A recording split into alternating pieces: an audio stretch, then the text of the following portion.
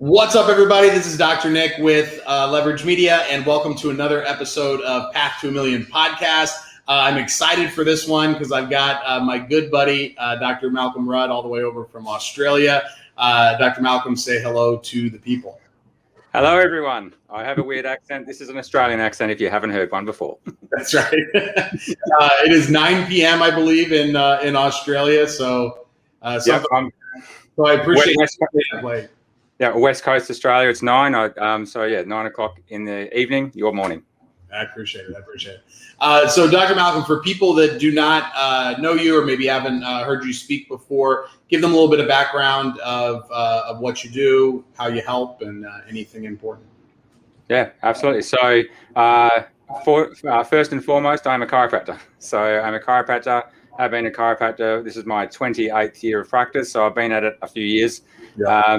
I live in Perth, West Australia. I had, until last year, I had multiple practices. So I had four practice locations, 10 associates, grew it up. I was an associate in the past and then got my own practice, then leveraged it up from there. And as in practice, I realized that I didn't know everything. And I ended up getting coached about 15, 20 years ago, would be 20 years ago now. And that really changed my life trajectory. And in the end, the person I was coached by said, "Do you want to buy the company?" Which I did. And I was managing director of the largest coaching organization in Australasia for a number of years. That coaching organization is no more. We had it for many, many years. The coaches in it, we went in different directions. And now I'm a remarkable. So I'm a part owner of the Remarkable Practice Australasia. Dr. Stephen Franson is the global head and founder of Remarkable Practice. I'm one of the coaches and owners in this part of the world. So that's my life journey. And before COVID, we used to get to hang out about once. I feel like I saw you more than I saw my family. And, you said that. we would see each other every 6 to 8 weeks, I feel like, because we were in different groups together. And the amount of travel that Australians are willing to do for weekend trips is always amazing to me. Yeah, before COVID, I think in 2019, it was either 9 or 10 trips to the US. That's why you were seeing me every few weeks, because we had the Remarkable Practice, which you're at, our immersions for a year, plus we had UAC, plus I had other things. I remember you saying, "I see you more than I see my family." Yeah. So I want to break this interview into two things because I think you can add just a ton of value. First, I want to talk about your path to $1 million practice, and you have insight into a lot of different practices, and then you have your own experience. And then on the back half, you are, we'll talk a little bit more about it, but you're actually coaching one of my associates right now who's having great success, and so I want to talk about how to have a really successful associate program within your practice, and how that allows you to really start to leverage up, beyond just yourself and practice. So let's start with what you said. You started as an associate, yes. and then you ended up buying that practice, or you started your own from scratch. I was an associate first. I mean, my journey, I actually was a gymnast, ended up with knee injuries, ended up at a chiropractor. So that chiropractor inspired me to become a chiropractor. I went to university, came back, worked for him. Mm-hmm. And I always knew I wanted to have my own business at some point in time. Yeah. And then an opportunity came up for someone to run a satellite practice for another practitioner. Mm-hmm. And so I left that associate position, became an associate in this satellite practice with the proviso that he would sell it to me at the end of a 3-year period, which he did. So then I worked between 2 practices. Then I bought that practice. That was my first practice, which was, I think that was back in 1999 was when I purchased that practice. So it's a number of years ago. Yeah. It's similar. It didn't take 3 years. It took 2 months before the guy was just tired of having me as an employee and was just "I'll sell you the practice if you just don't talk to me anymore." So it was a similar experience. So let's break this down. So you started the practice. You started the satellite from scratch, correct? No, there was a chiropractor there who I knew was moving to England. Okay. And so I approached the man who, the chiropractor who owned this satellite practice. Yeah. And it was only seeing like 20 people a week or something. It was a very small, only just established satellite practice. Yeah. So it was essentially starting from 20 people a week. It was very, very small practice. So for you, what was it that allowed you to get to that 250,000 a year mark, and how quickly did that take you to? What was like the most important piece on that? Yeah, well, number one was I was working between two practices. Yeah. As soon as I put my focus into one practice, yeah, the practice grew. I mean, I was up to, so from 20 people, that was up to seeing 200 people a week in a very short space of time. So focus is really important. I do see this with some people, they split themselves very thin over multiple practice locations. Sometimes when you have limited resources of focus and energy. For me, that was the case. And when I focused on one location and one set of, and the overheads, and plus I had a vested interest, of course, and I grew it up very quickly. It would have been within 6 months, a year, I was at 200. So what do you say to those people? Because that was the problem that I got myself into, is I bought the small practice in the small town, but then I wanted to be in the city that I lived in, which was bigger, more opportunities. And I ended up starting that practice from scratch a year later. So I was running these two like very unsuccessful practices and like bouncing between the two, and it was just a nightmare. And I see a lot of chiropractors, they want to do, you know, they kind of like get to a point in their practice where they kind of hit a plateau, and they think that the way to grow is to add a second practice that's 25 minutes away, and that's a new set of people. Like, do you think that that is a mistake, especially if it's just the one doctor that would be split between the two offices? Yes, if it's one doctor between two offices, essentially you're adding an overhead. Yeah. You're adding, essentially, you might be even different team members. So you're adding 95% of business problems is people problems. So if it is, let's say it's 40 minutes away, you've got team you've got to hire, there's a whole nother overhead and so forth. Putting your energy into one practice, the one mothership, if you like, and really maximizing that is always going to be best, with one overhead, one set of team and so forth in there. In saying that, there are people who do it very successfully, and we have them in our CEO program who do this successfully. The practices that I had down the tracks, and now that years down the track, we're about 45 minutes away. I never adjusted a single person in that practice, so it didn't take my focus away. Yeah. I was running, essentially running or CEO of those businesses. We had office managers in place. So there's a time and a place to add overhead to leverage up, of course. But if you're finding, like you said, where you've got a practice and another practice and neither of them are working well, my mentor who I first started with all these years ago, he said, he always told me, if people have 2 or 3 practices, pick your favorite and sell the others. That's what he used to say. I agree. If your focus is split and it's not working, pick your favorite and keep that one and build it up. Once you establish a great system, once you establish and you really know what you're doing, and you're not splitting your energy so much, and you've got great team in place, great, the team is everything really, and your leadership grows, then you can have multiple practices from there. So it really depends on what stage of your career you're at. I wouldn't recommend it to start. Yeah, I agree with you that like multiple practices is a good idea if you really have your systems down, really have like how to hire, how to fire, the culture, like all of that is in place. And then if you have no intention of like being a practicing physician within that new practice or the next 3, 5 practices, whatever, I just always see people starting to open up those satellite clinics where it's like, well, I'll just go there 2 half days a week and get it started. And then it just like turns into a disaster. Sometimes they work out and throw them into like little part-time practices. Then they put an associate in there and then they're good to go. But a lot of them, I feel like they struggle because they don't know how to manage from afar. It's like they have a hard time like trusting, and they don't have the expectations and agreements in place with the people that are working there, and then resentment builds up. And it just seems like I see way more of those like one-off satellite clinics be a problem versus like, I'm going to start 10 of these. Because if you go into it with the mindset of I'm going to start 10 of these, then you have to do them all as if, you know, you're never going to be in there and you're just going to manage it like a CEO. But when you like treat it like a side project, I think that's when people get into trouble. Yeah. Well, the practices that I purchased, I got myself I did that with a business partner. He was actually one of my associates, funnily enough, and he was very analytical. He knew he needed my skill set. He was that analytical side, so more of a anyway, he's more analytical. So he analysed. We looked at practices all over Australia to see what matched with his spreadsheets and me looking at the systems. I wanted something that was not too far off. That if we put these systems in place, we weren't going to lose all the goodwill. Yeah. So as it turned out, it was about a 50-minute drive from my current location. Found this practice with a retiring chiropractor in there.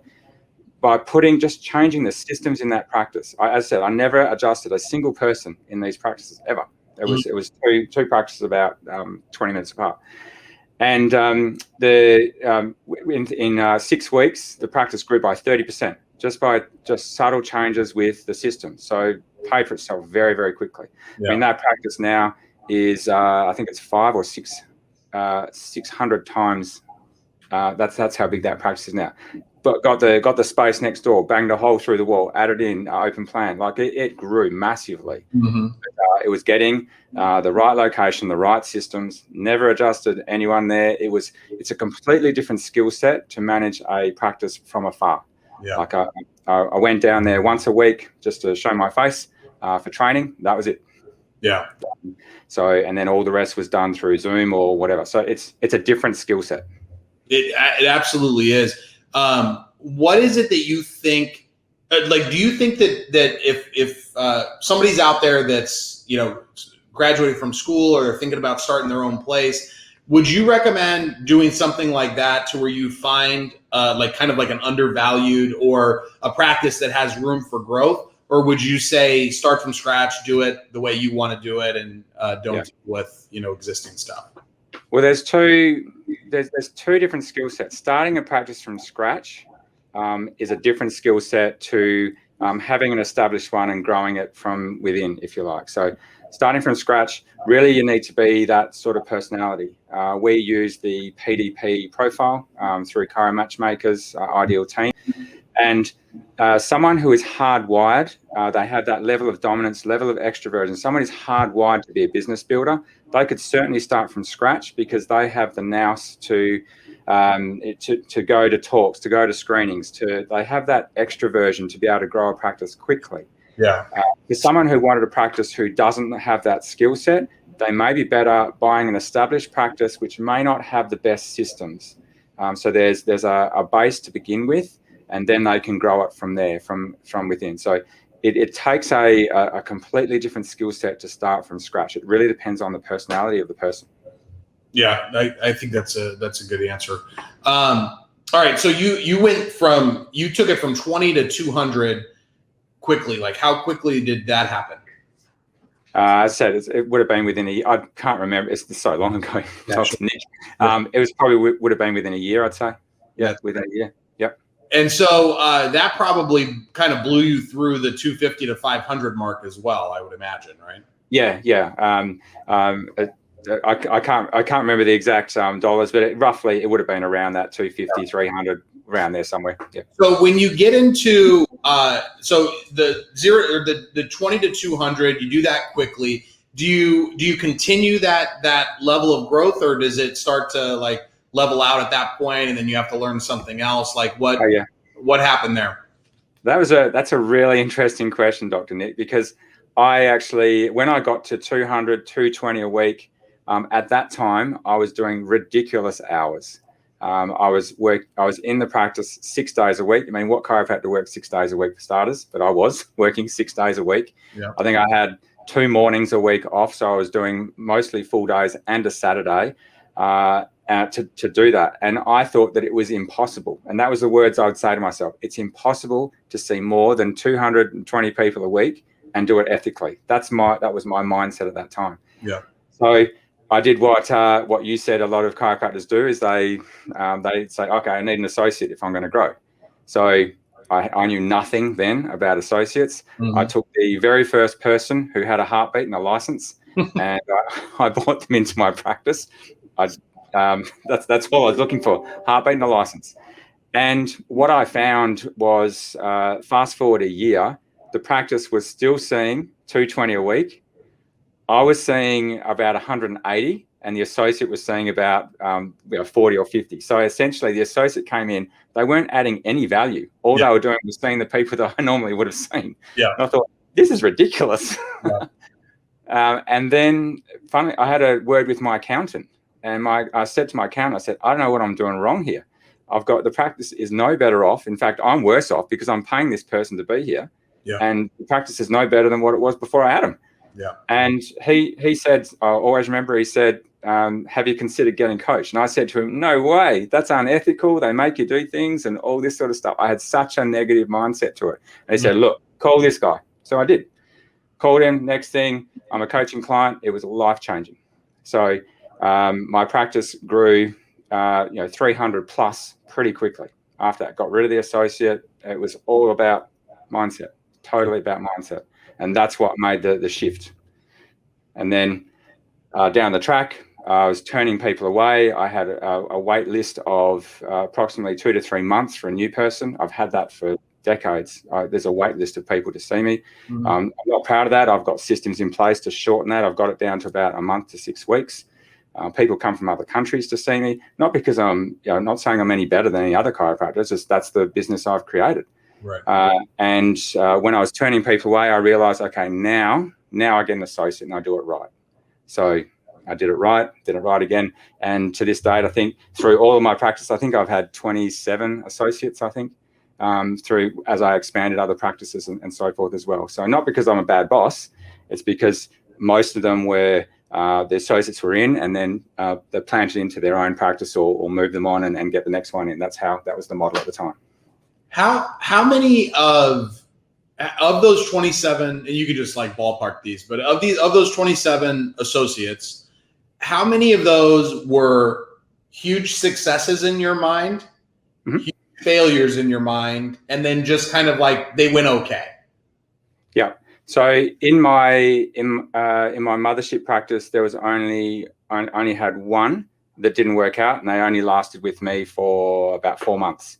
They just didn't cut the mustard, so I had to move on. So funnily enough, this person observed me maybe 40 times when they were a student. I thought they were a rock star.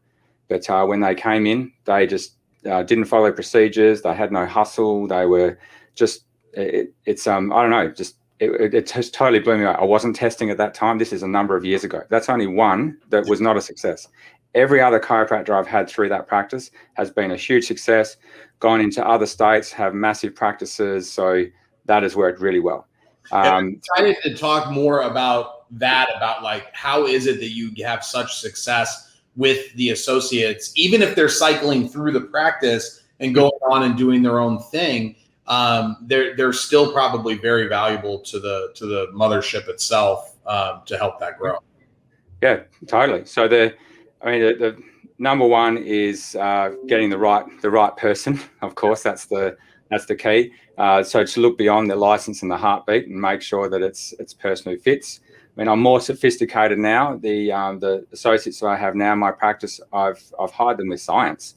So I've used PDP, I've used cognitive testing, I've used a whole lot of behavioral assessments, cognitive, cognitive and affective testing to know they're in the right way. I've got different compensation plans for different personalities, different roles and responsibilities based on their personality. So I do it with science now. Yeah. The associates I had in the past before I did testing, I built quite a profile for myself as I was president of the association here in Western Australia. So I had, whenever I put whenever I had an associate move on, there's always another one. I think the most I was without an associate was 2 or 3 days. Yeah. So there was always people who wanted to come in. They came and observed. One of my top strength finders traits is individualization. I can really pick how someone's going to work. I got it wrong once, as I said, with that person I mentioned before. And they've worked out really well. So it's the culture of the practice, the way I run the practice, systems, procedures, all of them. My business model is that all the associates are going to be north of 150 adjustments a week. That's the business model I use. I know that every associate I have, I know that I can get them north of that 150, and I get multiples of that. That works well for business. Exactly. Yeah, so I really specialize in caregiver and hybrids. I don't really hire the hardcore business builders because I know they're going to cycle through faster. So most of my associates stay for 5, 6 years, up to 12 years because of that. And that longevity. So. Well, let's wait to get into all the secrets of associate success until we through your practice. But that's the stuff that I love. I love like talking about that with you. So when you fired the first associate, you hired the next one, and did you grow to the 300 by yourself for a while before you hired? So what level were you at visit wise when you hired your next associate? I found because there's a few things that capacity block a practice. One of them is technique. And I know some people, their technique takes them 1 minute, 2 minutes to adjust. My technique takes about 4 minutes, 4 or 5 minutes. So I tapped out at just over 300 of visits a week myself. That's me. I'm not me personally, I'm not a 500 solo practitioner. I'd have to do more hours than I want to. So north of 300 was where, because I had a young family and so forth, I didn't want to go any more than that. So that's where I stayed there. And as I said, it was when I started having to turn people away. I had no room for new people. I was feeding all these other local chiropractors. They were sending me bottles of wine for all the people I was referring to them because I just couldn't fit them in. Sure. And then I thought, okay, I'm turning people away. This is silly. I'm going to go down the associate road again. Yeah. So I did the very smart thing that time is I actually wrote out the ideal characteristics that I wanted in my next associate. I was really clear on what I wanted. And then I put out some ads. I did some interviews. I was very clear. And the people I was interviewing were new grads. And there was a few of the criteria. I thought, I can work with that. And I was about to hire one of them. And then I got a phone call from actually our association. And they said, there's someone whose practice has just been sold and they're looking for a position. Do you want to talk to him? And I talked to him. And he came down, and I realized straight away this guy actually matched up to every criteria that I'd been looking for. So I hired him. 12 years later, he was still with me, and he was actually the one I mentioned before. So then he became a business partner in these other practices. Yeah. And now we sort of did a plan to purchase there. So now he's bought those practices from me. It was a great situation. So it's setting the intention and knowing exact attributes that you want in the person. Set it out there to the universe, and they turn up. Like I was literally about to call someone to give them the job, and then this guy, the CA came in, and then I hung up the phone, and this guy came in, and next thing he was hired. So it was quite amazing, really. Yeah, right.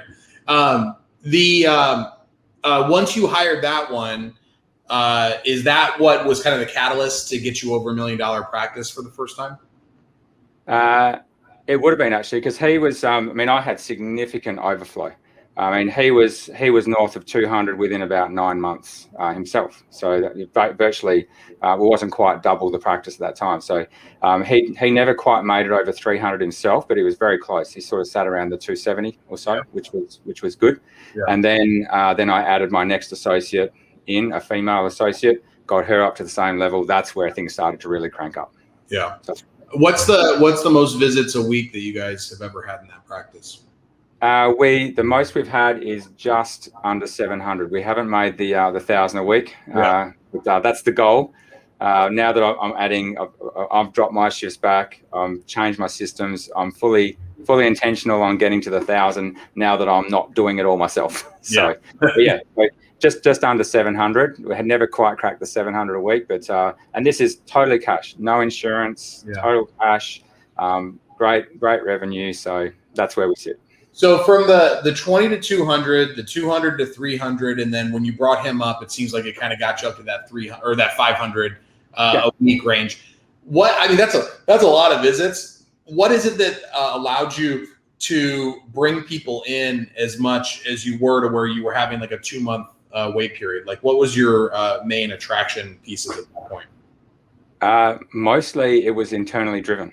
Yeah. So I wasn't doing much in the way of marketing. I was doing it was word of mouth, referrals, referral-based conversations. It was the certainty and confidence that I had from being coached, and we didn't get a lot of philosophy at my university. I know some of the universities in North America are good, some are bad in that area. So I didn't really understand that until I was 7, 8, 10 years in practice. I mean, if I said the word subluxation, I thought I was going to get struck by lightning in my first 7 years of practice.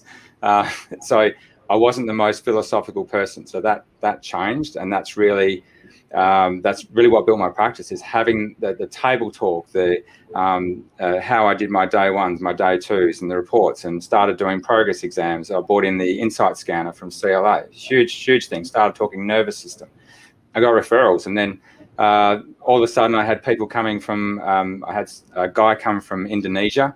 He was coming to have surgery in Australia, in West Australia, and one of my patients said, "Look, go see my chiropractor before you have the surgery." Mm-hmm. And he came into me, and he did his day one, came back for his day two, did his adjustment, and it was one of those miracles. Like, he was 90% better. This guy was around 70, 80 years old, 90% better in one adjustment. And this guy, like his wife, they were taking photos with me. "Oh, you're a miracle man, you're a miracle man."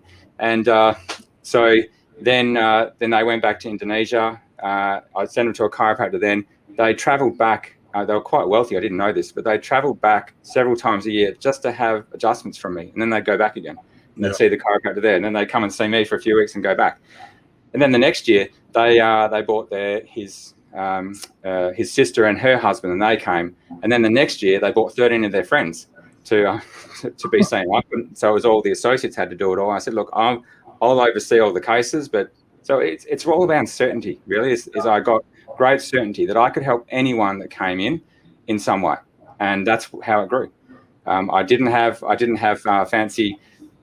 any fancy marketing at that time. I mean, that's all down the track is where I started to utilize those things. It was all internally driven at that time, so it can be done. Well, that's great. That's great. So now that you run a big practice, how many practices have you had at one time? What's the most? 4. And now you're down to just the one. Now that you've got the $1 million practice, I think you said before we got on here, you're almost at 2 million now. What are the things that when you hit that $1 million mark, what are the things that the owner really needs to be focused on and thinking about, and making sure that it continues to grow? Yeah, the biggest one is because as you leverage and scale, you've got to have a team around you, a solid team. So it all comes around. I think the biggest one that's not really talked about in chiropractic is the culture of the business. Yeah. So as the business owner, I set the culture for the business, and it's like a family. It's like a second family. I mean, we have a social club. We get together. So it's like a second family. There's that loyalty. The people understand. They understand the core values. They understand the loyalty, and they treat it as their own business. So that's probably the better way of saying it. I got people, looked after them. Look after them. They look after me, and that's really what allowed it to grow past that million. Was just having a very loyal team who was following the systems, following the procedures, and had my back. I had their back. They had my back. It's that win-win. The Stephen Covey, the always win-win. That's how I got past the million. It's team. You got to have. It's doctor training. I was getting coached myself. Then it was the team training and making sure that was solid. So having that team training and starting to leverage. What I started. I had an office manager. And I realized that having a same page meeting, I didn't call it then, but essentially I was having a same page meeting with my office manager to make sure getting them to do more of the running of the practice so that I could do more of the promotion of the practice. Yeah. I think that's super important, to be able to give people like a specific area that they can focus on, instead of hoping that they are going to focus on all the things that you as the owner focus on. And it's, when you let them kind of specialize in something, they usually tend to flourish if it's the right person. How many team members do you have now? I don't have full timers in any position really. My chiropractors are part time, but part time for a chiropractor is full time. So my chiropractors do about 20 about 22 hours a week around there. But there's the CAs, they're all part-timers. I've always had part-timers because it's very easy to cover when they're on holidays and so forth.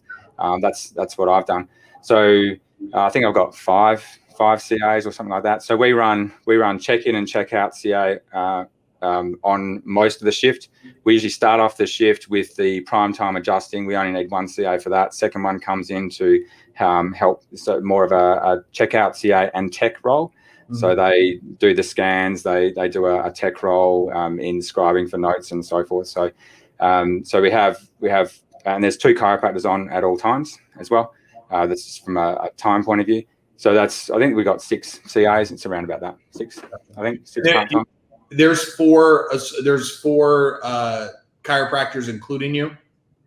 Yes. So one of them is my female chiropractor at this point in time does 2 shifts. She's covering a maternity locum for a friend of hers. Mm-hmm. So she does 2 shifts.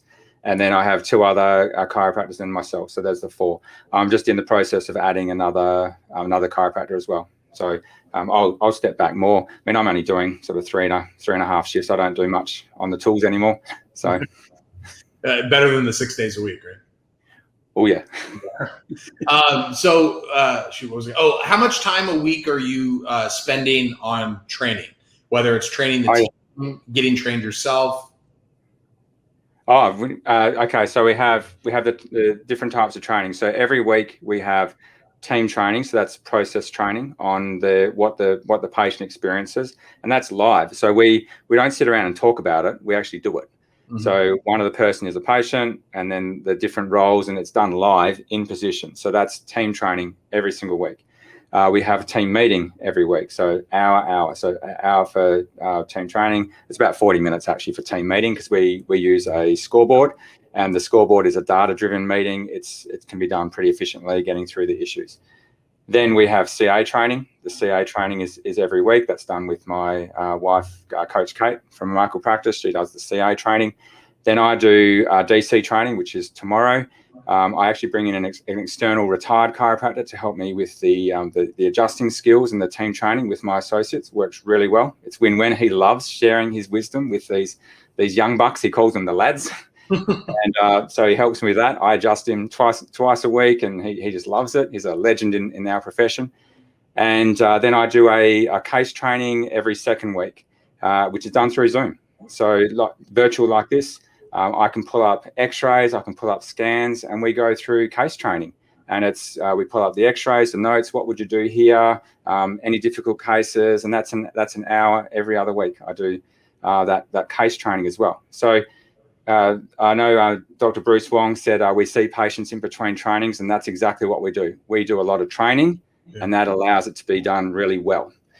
Plus, I know you mentioned Dr. Pat is in a build mastermind with me. He's one of my in my build mastermind with other associates. I have my associates in one of those as well. Yeah, I train them. But the biggest, if I can share with the listeners here, the biggest shift I ever made was making sure that every one of my associates is coached by someone else as well as me. Yeah. I am a coach, but you're never a prophet in your own house. By getting them coached by someone else, it makes all the difference. It is the hugest leverage factor you'll ever have. Just do it. Yeah. I think that is a great segue into talking about, associates and how to be successful with them. And I will say that Dr. Pat, who you mentioned, is my associate. And, that's one of the things that I've always struggled with is training and finding the time and making sure that it gets done.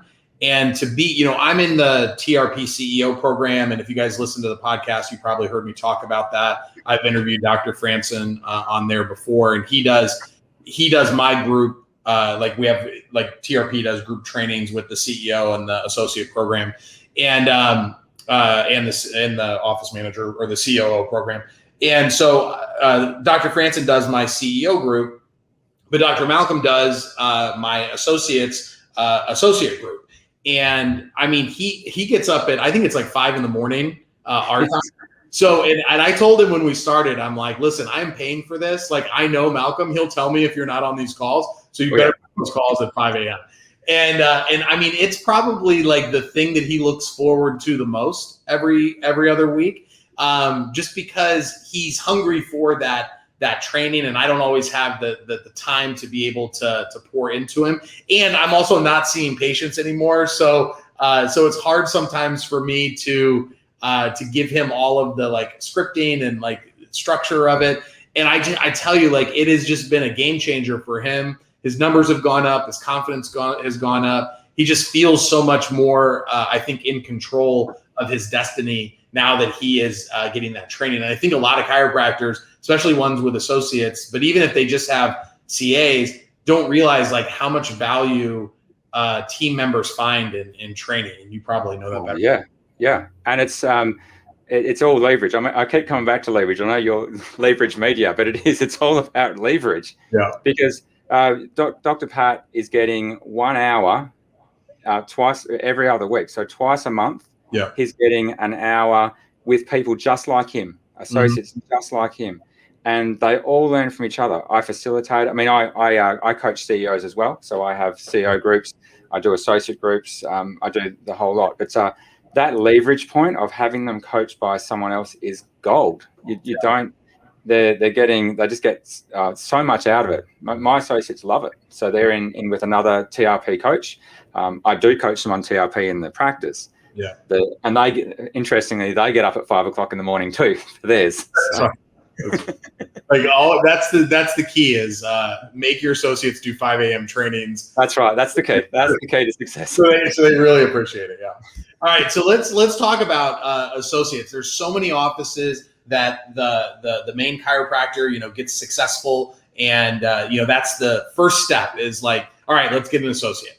And let's talk about like the hiring process. You've talked a little bit about using science and PDP. That's a testing technology that Chiro Matchmakers uses to help match people. But when you're putting out the advertisements or you're doing your interviews or you do that hiring process, what is so important to be thinking about when you're at that stage?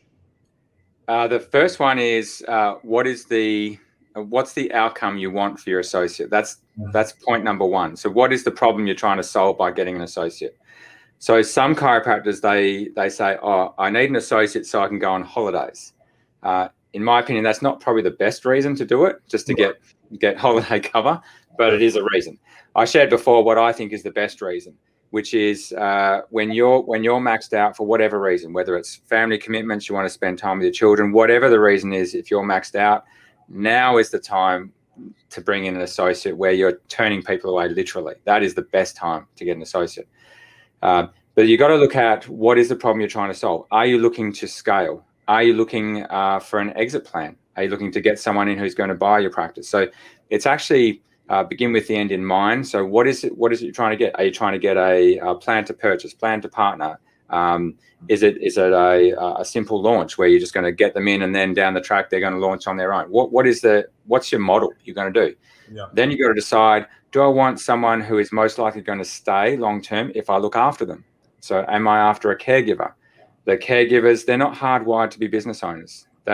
One thing that we're doing in the Remarkable Practice is really elevating the caregiver. Most of our profession are caregivers. They're hardwired. They love adjusting. They love doing that. And we want to elevate that. There's nothing wrong with that. You don't have to be a business owner. As long as you find a position. I think there's a lot of pressure on people to think that that's how you have to be successful in a business. And I think that there needs to be more of that, of like, it's okay to be an associate. Like my associates have been with me for both of them for a long time. And it's important to recognize that's fine. Like it's, as long as they're happy and they're, being fruitful and they're sharing in the profits of their work and the office work. That's an important, like, I don't know, like I feel like there are too many people that have been convinced that the only way that they can be quote unquote successful is if they run their own practice. Yeah. And some of them, unfortunately, they suck at it. So they try and they don't do well because there's so many underperforming practices, mainly because the owners are probably not that well equipped to be business builders. And I really think, especially in the States, it's just like, I mean, there's just every office is a single doctor, not every, but like I look at a lot of offices. I talk to a lot of different practices, and there are so many single doctor offices that if they were in like a bigger entity that was like five, like the MDs have figured this out. Like my friend's a rheumatologist. He would never start his own rheumatology business. He works for some group that has 20 of them. The guy who runs it is like a hardwired CEO. And he also is a rheumatologist, but he's more like me, where it's like he doesn't want to do the thing. He wants to just like manage it. And my friend loves it because he makes more than he would make, working for a hospital without having to do any of the stuff, Yeah, it's all about overhead. So, I mean, the single doctor officers, they either have to get the right team around them that can fill in their deficiencies. Yeah. So that essentially they're hiring a CEO for their business because they're at a huge. It's not durable. Meaning, if they're not there, nothing happens. It's not scalable because they can only see as much as they can adjust with their own hands. Yeah. And no one wants to buy a job. When these doctors try and sell it, they can't. They can't get a good price for it. Right. I was talking to a US chiropractor. There was a feed in Facebook, and I can't remember his exact comment, but it was around the amount of hours he was working, and he was working 40 hours a week adjusting. He had associates who were not doing it, and I said, how long have you been doing 40 hours a week for? And it was something like 15 years. And I said, you don't have to do that. Just get the systems in place. Get all this in place is the name of the game here. So it's working harder, not smarter. So to work through to launch absolutely as a single doctor practice, and then build and master it, and then really what the profession has to get better at is that scale phase, is adding associates successfully.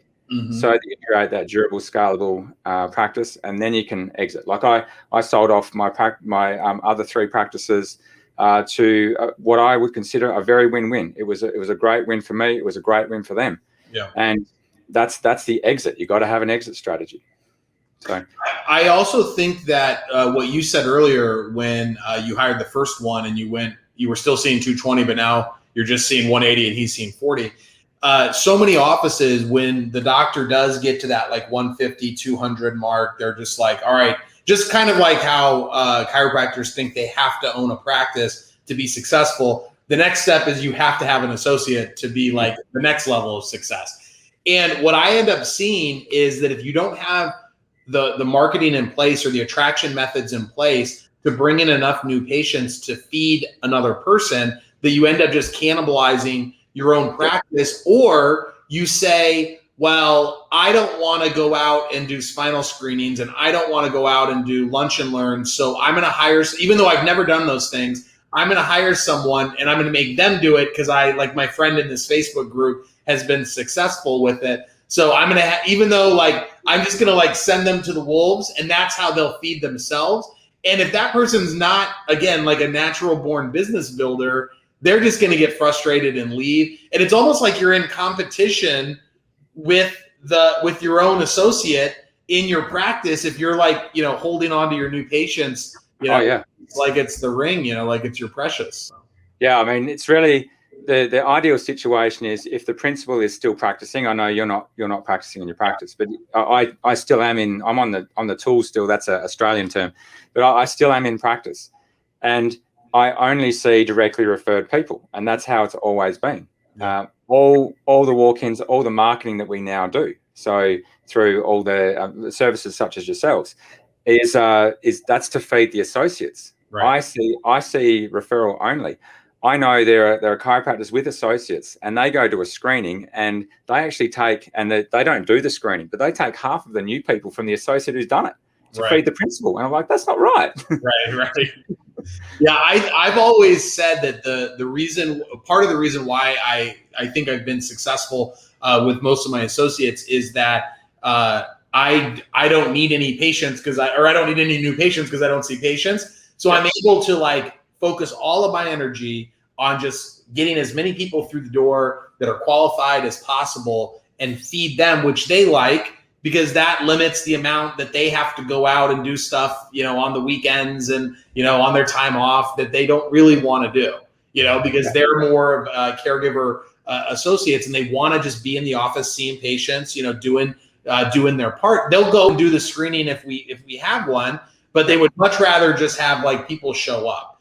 And and the more that you can, that's why then marketing is so important. Even if you're seeing the patients, marketing is so important that you're able to feed somebody else if you do want to bring someone in, and building the brand. When I talk about content marketing, building the brand of the practice is a lot of times what allows you to kind of step back and allow your associates to take over, because they're not always looking for you. Like, very few people call the office looking for Dr. Nick. They just call the office because we've built the brand of the office.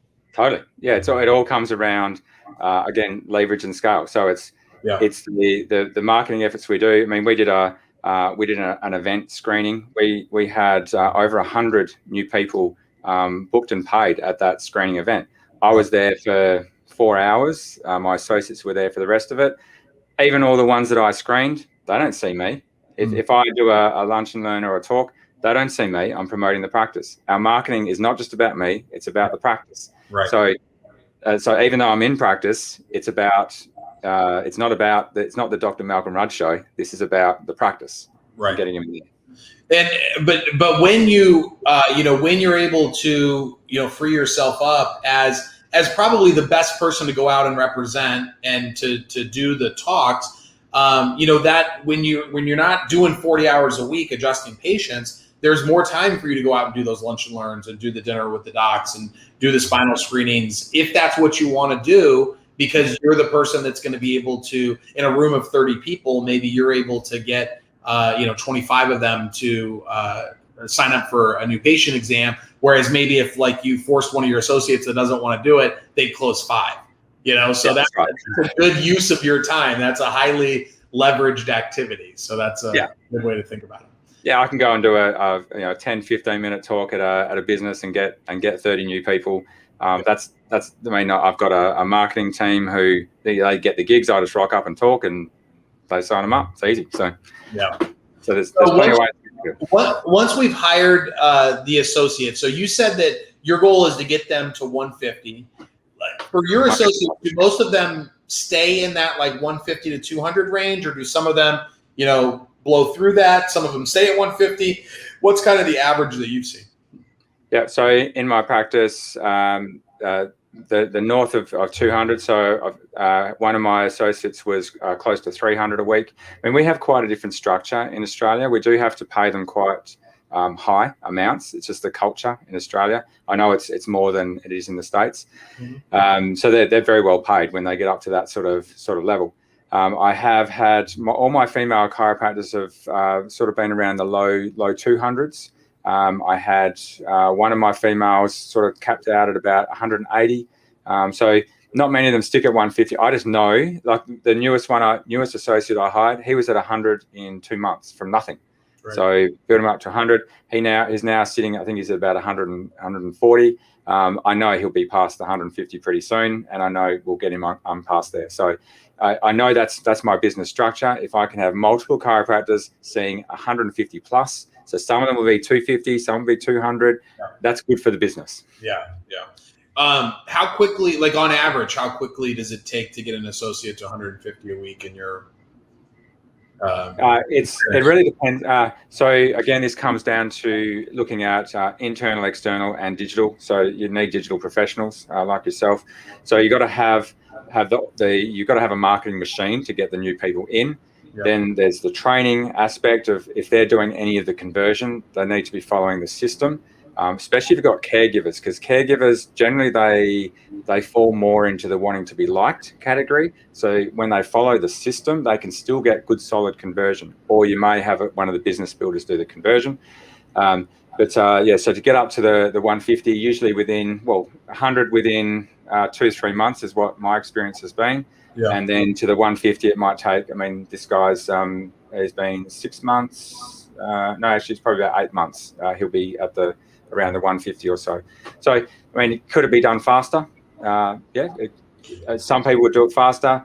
I said the associate before, he was at 200 in like 9 months. So I like the listeners to be able to hear like what's happening, what's possible. You know, it doesn't have to be some like slow grind with an associate. Like if you hire them the right way, you train them the right way, you incentivize them to be successful, you put them in a situation to be successful. Getting to 150 in a year sounds very, very doable. You know? Yeah, it is. It is. And I think that there's a lot of associates that kind of bump along the bottom, you know, at 50, 60, 70, 100, and then they get frustrated. The office gets frustrated, and you know, it's not the win-win that you're talking about. So, so I like for people to, because you know, the thing I always realize about my associates is like I go around and like I hang out with lots of like successful chiropractors and offices, and I get coaching and and then I go back and like I you know, I expect it's like I always want to have like all the things that I see from these like amazing offices, and sometimes like my office will think that things are impossible just because we've never done it before, right? Yeah. And so whenever I do these interviews, I try to think of like what I would want to hear, and I want people to hear that there's lots of people that are crushing it in practice with associates, where the associates are just like taken off like a rocket. You just have to put those things in place, which is really, I think, the hiring and the training processes that make sure that they're successful right away. Yeah, the hiring, the training, the external training as well is, I said, that's the biggest game changer. And the solid systems and the expectation. I know that the very first chiropractor that I had, I expected them to get to 200 a week plus. That was my expectation. Yeah. So I didn't want someone to be at 80 a week. I wanted someone to be at 200 a week. So as far as I was concerned, I was doing everything possible to get them to that. I had that expectation. Yeah. And you gotta expect it and just make it so. Yeah, and like if you were training for a marathon, you would train very differently than if you were training to run a mile. You know, and if you just expect somebody to get to 80 to 100 and you're fine with that, then you're probably going to end up with that. But if you are constantly pushing, and because with a lot of times with associates, it's like they need to get pushed beyond their like comfort zone, and they need somebody to support them and to be that, you know, kind of prod to keep things moving along. So yeah, we were talking before this about the newer generation of chiropractors and some of the entitlement. And I definitely see that, like when I hear people talking online or see people talking online about associates and hiring and like training them, what have you started to see? Like, what is it that if you could speak to all the younger associates that are coming out of school right now, what is it that you've seen over the years, and like what's kind of been changing lately? Yeah, so what I'm seeing, it does take work. Right. And it takes a lot of work. As I said, I was working 6 days a week. It's like that. I mean, people come and see me. I've got my brand new electric Porsche Taycan, and they say, oh, you know, that's the lifestyle I want, and they just don't want to do any work towards it. Like it takes effort, it takes grit. And what I see, unfortunately, with a lot of these chiropractors is that they think they go into a practice and they expect people to be fed to them.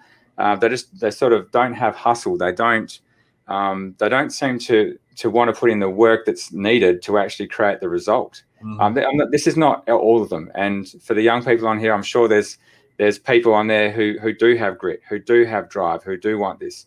Unfortunately, I'm seeing it more and more where that's not always the case, where they feel like they're entitled to it and they don't want to put in the hard work to actually get the result. They just want to have the result. Yeah. And it doesn't work that way. Yeah. Yeah, obviously it's everybody always talks about millennials, and millennials are like 40 years old now, but like Gen Z or whatever the next one is. I've always kind of pushed back on that. It's like a generational thing. I think that there's probably more. We're all old guys always like talk about whether it was in the 50s or the 70s or the 90s or now. The old guys are always like, well, they don't have as much grit as we had. I do think that I see more like a higher percentage of people that have like that entitlement nature. Maybe not so much because like they were raised improperly. I just think that there are more opportunities, and like with social media, you can see people being successful more than you could prior. You know, like when I grew up in the 90s, it was just like, you know, whoever you talked to was what you knew about, right? And like whatever was on TV. Then when the internet came on, it like opened things up a little bit. But social media has really exploded to where, you know, if you listen to this podcast, you've heard me interview people that have started from zero and have gone to 1,000 a week inside of 2 years. So they see that is like a thing that exists. And they're just like, yeah, I want that. And they make it in their head. They're like, yeah, that's what I would want. But they don't realize that like that person is like a very like driven person, or that situation is a very specific one. And I just have never met anybody that has gotten to like the level that you're at that hasn't done it through just like hard work and smart work. But it still includes hard work. But going back, my original point with this was there's a bigger percentage of those people that I do think feel entitled just because they know what's out there a little bit more now. But I've had lots of millennials that have worked for me over the last like decade. And I just think it comes down, and they are some of the most loyal, hardest working people that I've ever employed. And I've had lots of like older people that are just the worst workers, that have the worst habits. And I think it's, you know, it really comes down to the individual. And that's why you want to use the science to find the right fit. Because if you find the right fit, I think you're more likely to find that person that's really like, that you will feel good about, you know? I mean, it's really, I mean, we have the saying in TRP, which is A players only. So there's A players and then there's everyone else. Yeah. And not every chiropractor is an A player. Yeah. So we rate them against their potential, or their talent, or their potential, their skills, which of course with an associate, the skills can be built. But ultimately it's the heart. It's do they buy into your vision story for your practice? Yeah. Because there's many different types of practice. You have vitalistic practice, you have mechanistic practice, you have rehab practice, so many different ones. So it's whatever your vision is, do they buy into your vision story? Are they congruent with your core values? If they're not the right person.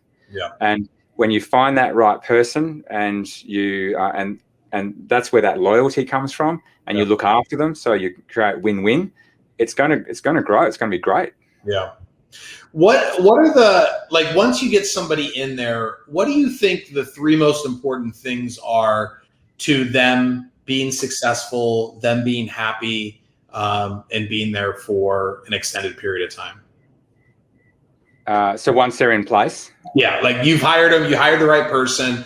Now you want to get them successful, and I'm talking about ones that you want to be there for 5, 10, 15 years versus like they're there for a year and then they're opening up their own practice. What have you found are the 3 most important things to being really successful with so number 1 would be getting the compensation structure right for the individual. So I have actually different compensation plans for different associates who have different roles in the practice. So getting that right, where it's win-win for their personality, so it's always in business. That's been one of my, in all businesses, I always think win-win. It's not win-lose, it's not lose-win. It's getting that right is key.